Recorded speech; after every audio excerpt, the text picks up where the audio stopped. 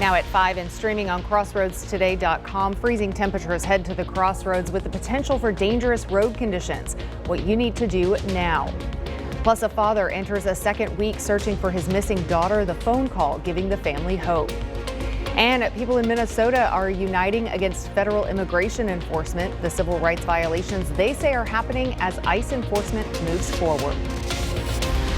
We have 2 more mild days, but the alert flag is up already, folks. This weekend, it's going to be a real challenge as winter weather is arriving in not only the crossroads, but the entire state of Texas. So Saturday night into Monday, so the entire weekend, we've got rain, sleet, freezing rain, and sub-freezing nights. All those things need to be considered now before the storm arrives. We'll have more details on it coming up in a moment. And tonight, the Victoria City Council considers a new ordinance, how it could change how residents help stray animals. You're watching 25 News Now at 5. Good afternoon and thanks for being with us. I'm Shawna Currie. Yoakum police make an arrest connected to a deadly hit and run. Police believe Aiden Yannick of Yoakum is involved in the death of Emilio Garcia over the weekend. Yannick is now in custody and faces a charge of manslaughter. Police located the suspect vehicle in Sweet Home before filing an arrest warrant and have not made any other comments about the arrest. Victoria City Council is just now starting to meet. At tonight's meeting, the council will consider passing a new ordinance that would make it illegal to feed wild or stray animals within the city. Council members will also talk about using more than $500,000 of excess capital improvement program funds to buy 17 3/4 acres of land to develop a shooting range for the police department. And while the city has not decided yet on if it will pass that stray animal ordinance, former Animal Services Director Mark Sloat weighed in on the possible impact if it is passed. He says he supports the idea of limiting feeding cats to private property where permission has been granted. He says further, the ordinance could increase the safety for stray cats and other animals, as well as limit the amount of conflict between the city's human residents. Well, no guarantee for snow this weekend in the crossroads, but it's pretty much a guarantee of bitterly cold weather. Let's go to Chief Meteorologist Mac Perez for a first look at what we are expecting. Mac? Yes, after a winter where we had no winter, all of a sudden winter is arriving in Texas, and it'll be this weekend. Got a few more days to get ready, but there you see a quiet pattern. This is your Thursday. And on into Friday, we start picking up rain, as you see right about here. Watch what happens into Saturday. We get an icy mix in North Texas. Saturday morning, it starts moving into the Austin area, and by Sunday or Saturday night and Sunday, it'll be right along the crossroads along the I-10 corridor. So we're going to have some winter weather problems coming up this weekend. We got to get ready for it now, and we'll talk more about it coming up a little bit later on. Back to you, Shawna. And we're getting ready for this cold blast to move into the crossroads. It's weather we don't see often. 25 News Now reporter Ray Mosley joins us with details on what you should do now to get ready for the weekend. Yes, Shawna, the cold doesn't just change the weather, it also changes the plan. As freezing temperatures move in, local agencies are shifting into cold weather mode, and the impacts could be felt on the roads and beyond. Freezing temperatures are expected to hit the crossroads this weekend, and icy roads could make the travel dangerous. TxDOT officials say they'll be watching road conditions closely. Lucienne Kirkendall, the public information officer for TxDOT's Yoakum district, says crews will be treating roadways with brine, a salt and water mixture, to help reduce ice buildup. If you don't have to travel, to stay off the roads during that time, because that's not a safe time to be on the road. Captain Kenny Jones with the Salvation Army is reminding residents to get prepared at home. He suggests checking emergency kits to make sure to include items like flashlights, food and water, and a radio. It's going to get very cold. And so I would encourage you to, make sure that your door's shut good. Make sure your windows are sealed good. Just do a little pre-maintenance ahead of time, and you can save yourself a lot of cold air coming into your house. Both officials say preparing ahead of time and limiting travel when possible can go a long way in keeping everyone safe as freezing weather comes into the crossroads. While the severe cold is still several days away, now it's time to stock up on any food, diapers, or other necessities you'll need. And if you're traveling on the road, officials recommend keeping a blanket in your vehicle. Shawna? A father is desperate to find his 16-year-old daughter. She was seen on camera leaving their home near San Antonio voluntarily. But as Mike Jimenez reports, he believes others are involved in her disappearance.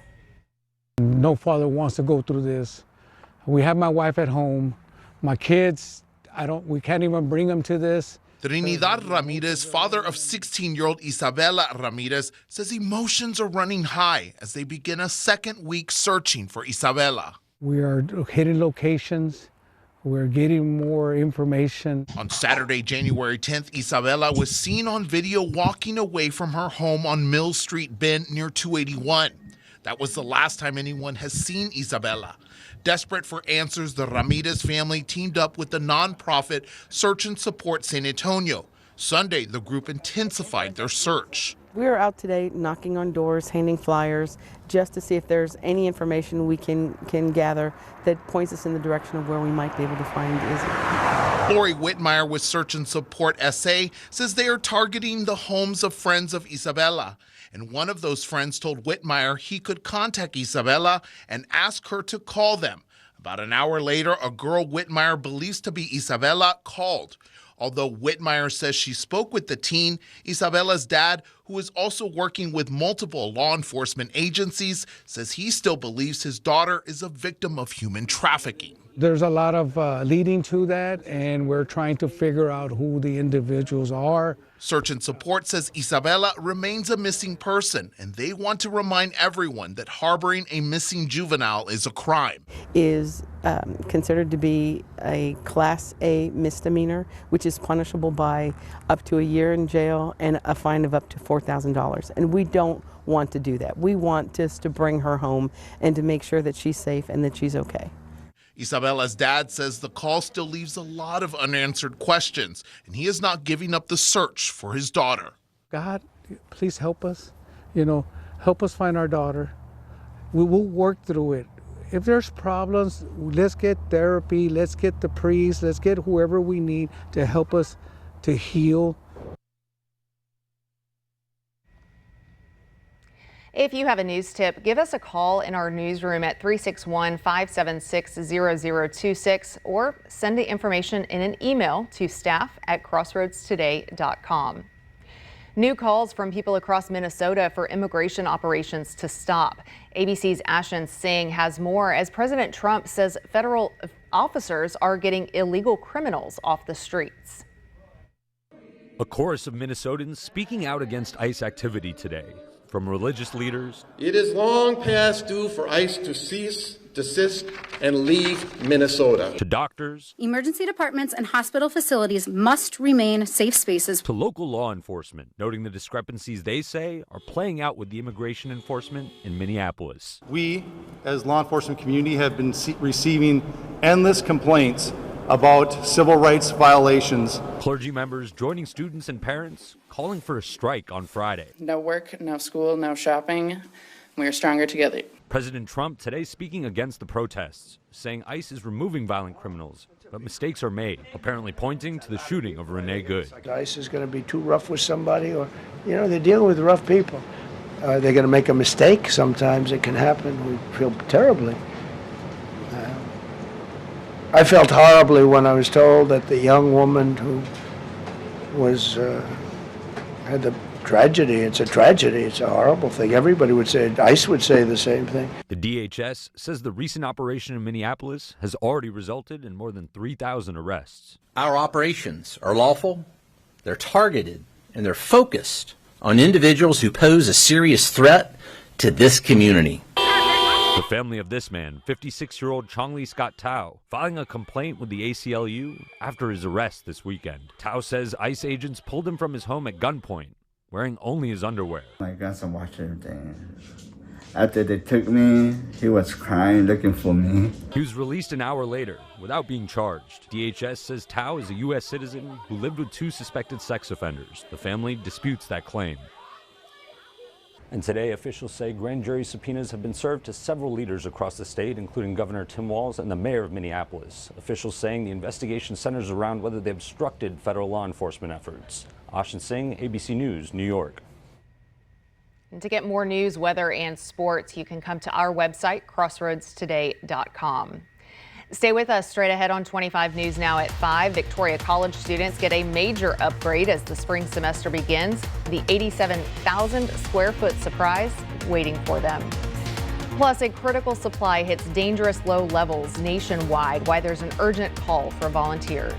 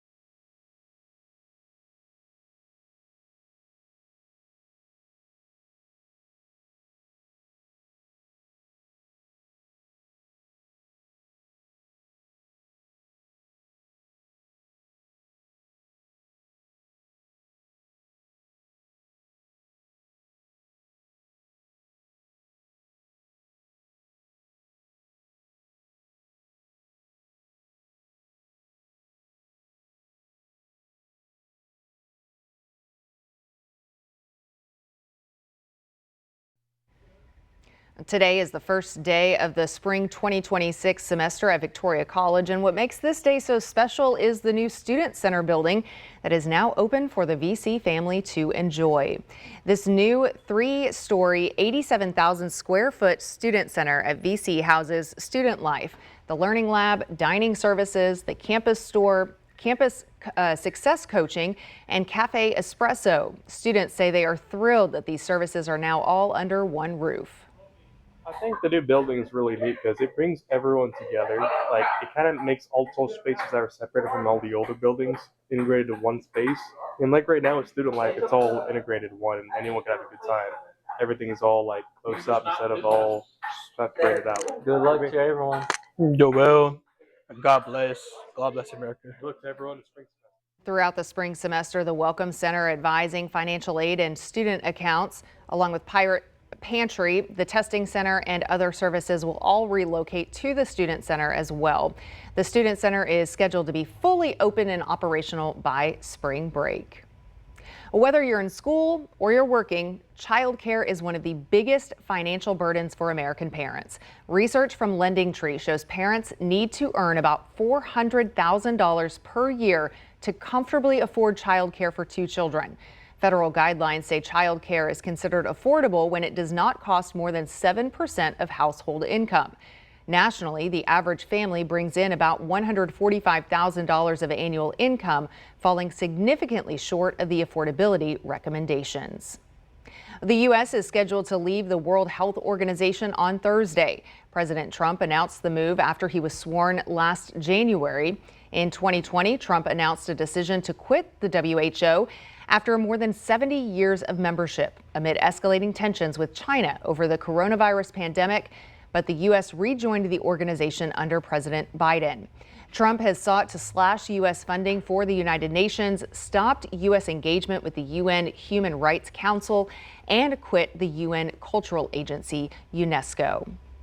Well, this is National Blood Donor Month, and today an urgent plea from the single largest blood supplier in the U.S. The American Red Cross has declared a severe blood shortage. In today's Health Minute, Mandy Gaither explains what has led to the low blood supply levels and what you can do to help. Extreme weather, canceled blood drives, and the highest respiratory illness levels in more than 25 years have delivered a devastating blow to the nation's blood supply. We are experiencing a severe blood shortage. Dr. Courtney Lawrence with the American Red Cross says the organization's blood inventory across the U.S. has come down by about 35% over the past month alone. That blood goes to patients during emergencies, surgeries, or during childbirth. It's also given to people with blood disorders like sickle cell disease and to those being treated for cancer. Blood is extremely important for hospitals to be able to provide life-saving care for patients. Platelet donations as well as all blood types are needed, but especially type O, which is the universal blood type, and A and B negative blood types. Donors can search by zip code for a nearby blood drive on redcrossblood.org. Donation appointments can also be made by calling 1-800-RED-CROSS or through the organization's app. If you're feeling well, if it's safe for you to travel in your weather, we really rely on you on coming in, donating blood, and helping support patients in need. For Health Minute, I'm Mandy Gaither. The American Red Cross has also partnered with the NFL in support of Blood Donor Month. The organization says anyone who donates blood between now and January 25th will be entered into a chance to win 2 Super Bowl 60 tickets. So go ahead and donate and enter. Well, the world has entered a new era of severe water problems. A new United Nations report says the planet's water situation is so severe that terms like water crisis don't capture its magnitude. The report's authors calls it a global water bankruptcy. Climate change, fueled heat, and drought compound the problem. The report calls for a series of actions such as transforming farming, shifting crops with more efficient irrigation, better water monitoring, reducing pollution, and increasing protection for wetlands and groundwater. And another thing I think you're going to be hearing about in the next 3-5 years is atmospheric water collecting. In other words, there's moisture in the air all the time. We just collect it and use it to drink. It's possible. It's being done already. It's going to be interesting. 61 right about now. On the mild side, of course, we picked up some clouds and a few little sprinkles today, nothing significant, and we managed to get up to 65, which is our high. 49 was the overnight low, but folks, we're getting ready for the big one. This is a January winter blast, and we'll talk more about it coming up in just a moment.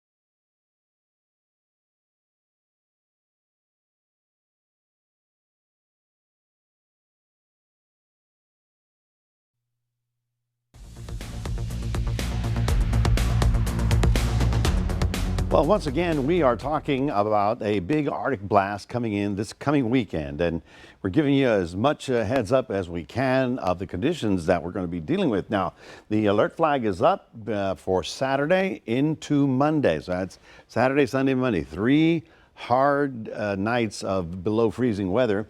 All of the crossroads, we're looking for rain, that's for sure. Sleet is possible.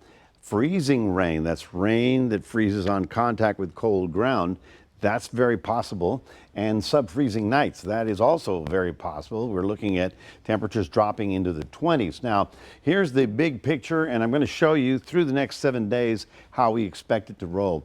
Notice right about here, nothing happening today nor tomorrow. But then by the time we get to a Thursday and then on a Friday, you see how we start picking up rain over Texas, and then the cold air comes in. So from North Texas, they're likely to have a snow issue this weekend. Happen to be driving north, you're going to be dealing with this. Then that's Friday night. Then Saturday, it drops into the hill country, getting very close to Austin. This is the icy mix. And then we're looking at rain late. But then Saturday morning, as the temperatures drop to near freezing, we're going to be getting it real close to the crossroads and certainly along the I-10 corridor. Now, this is an icy mix. The biggest concern is freeway overpasses. Things that are in contact with the warm earth will probably not freeze as quickly, but overpasses we'll have a problem with. And of course, we have I-10 and 35 and all that to deal with. Now, the icy mix will be here for one night, and then Sunday it blows away. But behind it, we've got bitter, cold, clear weather.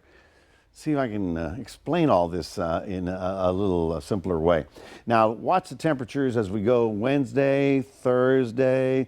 You can see how the cold air is really up north. 25 in Amarillo, 74 in Corpus, as you see right about there. We go into Saturday morning sunrise. We're looking still at 46 in Victoria, but 18 in Amarillo. That's Saturday morning. Sunday, let's see if we can go forward.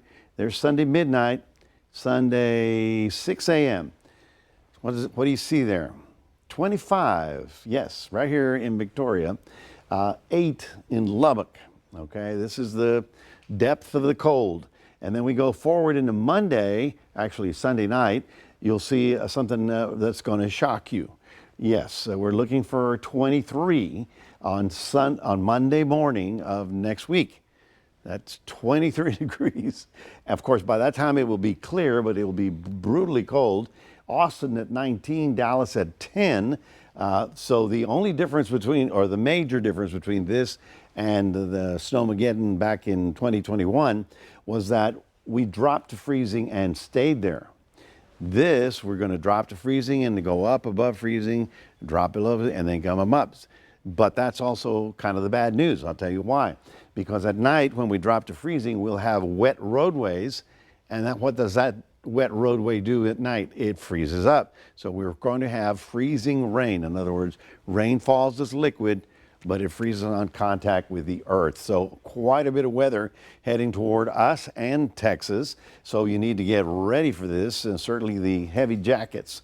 Now, 7-day forecast, 40% chance of rain tomorrow, but still mild. Mild on Thursday, mild on Friday, but late Friday night, frontal system comes in with rain, and then the cold begins. We drop through Saturday to only a high of 50, then down to 24, 35, the high on Sunday, then down to 23. And watch this, Monday and Tuesday are clear, but we'll be still below freezing with daytime temperatures 40s and 50s. So quite a bit of January weather, the stuff we hadn't felt in quite some time. It was going to be arriving this weekend. That's your 7-day forecast, reminding everybody we do have a QR code. Love for you to scan that, put Crossroads Today on your phone. And here's Shawna. Still to come, President Trump threatens massive tariffs on popular French products. Why a peace initiative rejection is sparking the threats.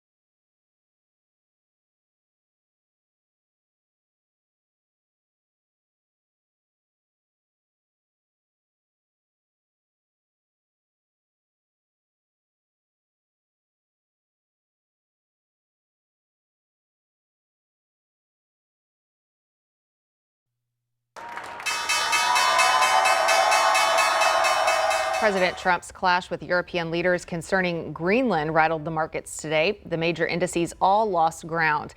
The Dow fell by 871 points, while the S&P 500 and NASDAQ each lost more than 2%. Oil is up more than $1 to $60.36 per barrel.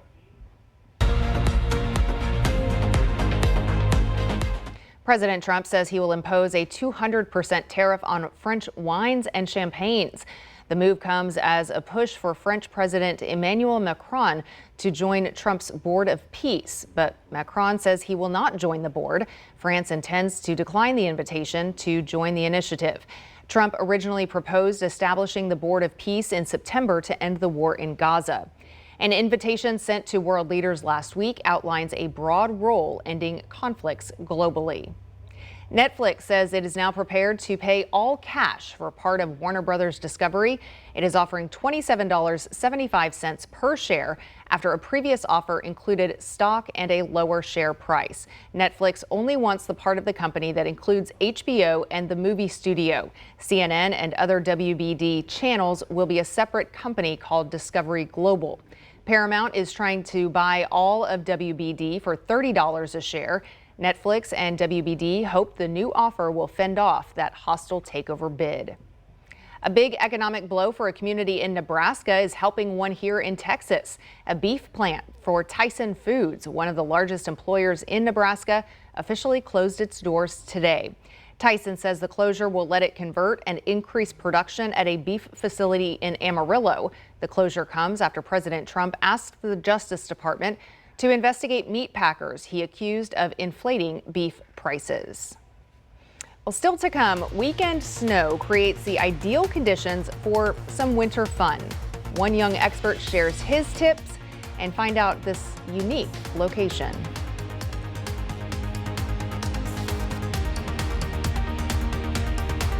Tonight, life-threatening cold, wind chills below zero, more than 40 million Americans under alerts, and now a new major winter storm brewing across multiple states. Plus, President Trump now sharing private text messages with world leaders in his push to take Greenland. World News Tonight with David Muir is America's most watched newscast.